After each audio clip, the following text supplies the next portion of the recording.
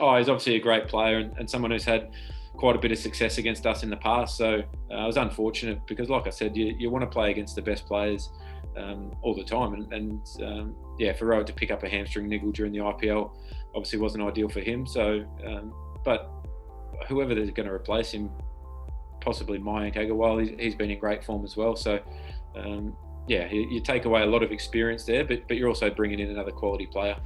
Oh, he doesn't have too many, to be honest, mate.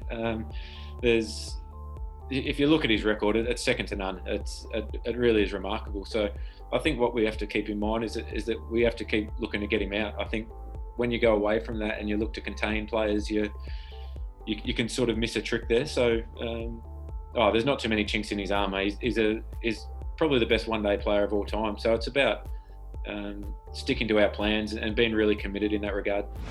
I think a combination of a couple of things. There's T20 cricket can be really difficult when you're not quite at your very best. When you're trying to be really aggressive at the start of an innings, take risks early in the game. I think that's a time when if it's not going 100%, you can get into a pretty bad run quite quickly. But it's just a few balance things, just head position in my stance and small things like that I sometimes can forget about when you're focusing just on T20. You can tend to get a little bit one-paced with your training and almost, focus on power hitting rather than a few minor technical things that can help you out. So, it hasn't been anything huge. It's just a few steps that I generally go to when things haven't been as smooth as what I would have liked. I think over the last probably 12 months, since the last World Cup, we've probably been a little bit more clear in how we want to structure up our team, and that's with a couple of all-rounders in there to take the load of that fifth bowler generally.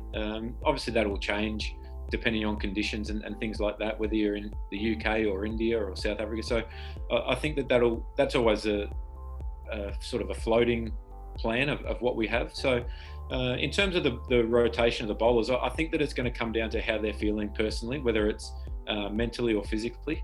Guys are at totally different points in their, in their preparations and workloads and things like that. Some guys are coming off quite a decent Shield start to the season and some are coming off T20. So it'll just be about managing that. And I think I don't expect that it'll come down to results shaping how that looks. I think it's going to be more down to each individual case and managing that as it goes along, because we know in the current environment, with guys being away for so long, away from families and in hubs and bubbles and things like that, quarantine, it's really important to look after people's mental health as much as anything. So whether that's you give them a week off, a couple of days just to get home and get in their own bed is going to be crucial. And like I said, it'll be an individual case by case thing.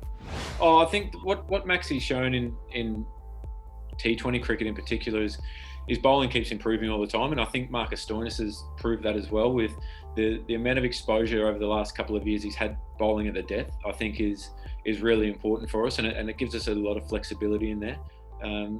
Some like in England we had the 3 all-rounders with Mitch in there, like you said. So that you can dissect the 10 overs a little bit easier, I guess. But you're still expecting that when that fifth bowler is bowling, or that combination of all-rounders are bowling that minimum 10 overs, that they're still having an impact on the game. So it's not about picking all-rounders just for the sake of it. It's also a key bowling spot as well.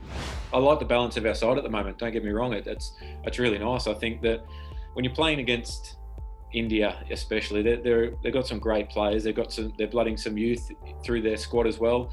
How they make up their side, I think it's going to come down to the day when whoever performs better on the day. I know it's a cliche, but it's just reality. You can't always be the structure of your side's not going to win or lose games generally. It just comes down to the performance. No, I don't think so. I think when you want to play against the best teams, obviously, and we played England recently. We played India quite a bit, but it's always a huge series to be a part of and to watch. I mean, growing up watching Australia-India Test matches and ODIs, I mean, it's a great rivalry and it's a pleasure to play in. So I don't think that there's too much familiarity there. I know that we play a lot of IPL together and things like that. So it just comes back to representing your country with pride and being as good as you can on the day.